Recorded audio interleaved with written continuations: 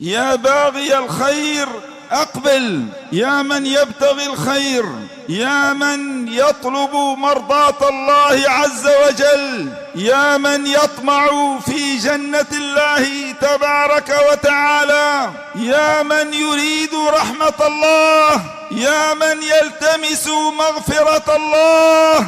فها هي الشياطين مسلسلة، والنار غلقت أبوابها، والجنة فتحت أبوابها، والمنادي ينادي: يا باغي الخير أقبل على الله عز وجل، أقبل على التجارة مع الله سبحانه وتعالى، أقبل على فعل الخيرات، أقبل على أسباب المغفرة. من صام رمضان إيمانا واحتسابا غفر له ما تقدم من ذنبه. من قام رمضان إيمانا واحتسابا غفر له ما تقدم من ذنبه. من قام ليلة القدر إيمانا واحتسابا غفر له ما تقدم من ذنبه.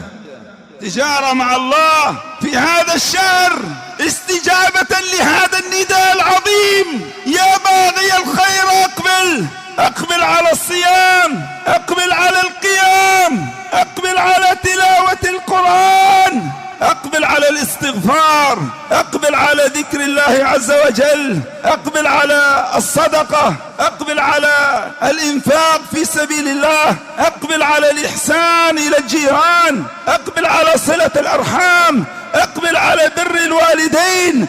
اقرأ يا عبد الله، اقرأ أبواب الخير استجابة لهذا النداء الرباني: يا باغي الخير أقبل، يا باغي الشر أقصر، يا من نفسه تسوله لفعل الشرور وارتكاب الذنوب والمعاصي أقصر.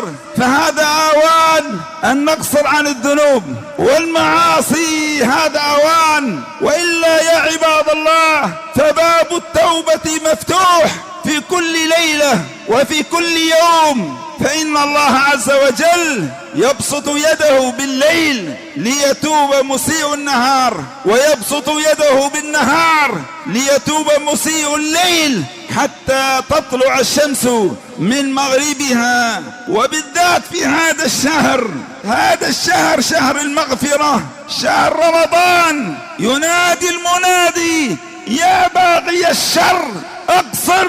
هذا أوان أن نقصر يا عباد الله عن الذنوب والمعاصي، فإن الشياطين قد صفدت، فإن مردة الجن قد سلسلت، فإن النار قد غلقت أبوابها.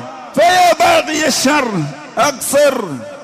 فلنبادر يا عباد الله ولنستغل هذه الرحمات ولنستغل هذه المواسم والخيرات قبل فوات الأوان، وأنيبوا إلى ربكم وأسلموا له من قبل أن يأتيكم العذاب ثم لا تنصرون. واتبعوا أحسن ما أنزل إليكم من ربكم من قبل أن يأتيكم العذاب بغتة وأنتم لا تشعرون. أن تقول نفس يا حسرتها، أن تقول نفس يا حسرتها على ما فرطت في جنب الله وإن كنت لمن الساخرين. أو تقول لو أن الله هداني لكنت من المتقين.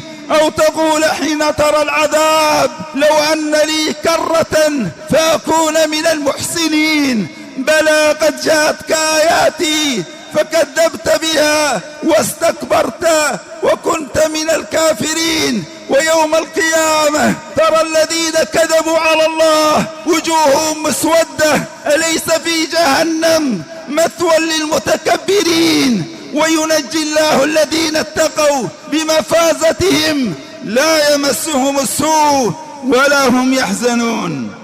فعلينا أيها الناس أن نبرمج الأيام والليالي، بل نبرمج الساعات والدقائق لاستغلال هذا الموسم لنخرج منه بأكبر ربح من الحسنات والأجور والثواب. فنسأل الله عز وجل أن يعيننا على ذكره وعلى شكره وعلى حسن عبادته. اللهم بلغنا رمضان وأعنا على قيامه وصيامه وعلى سائر العبادات، والحمد لله رب العالمين.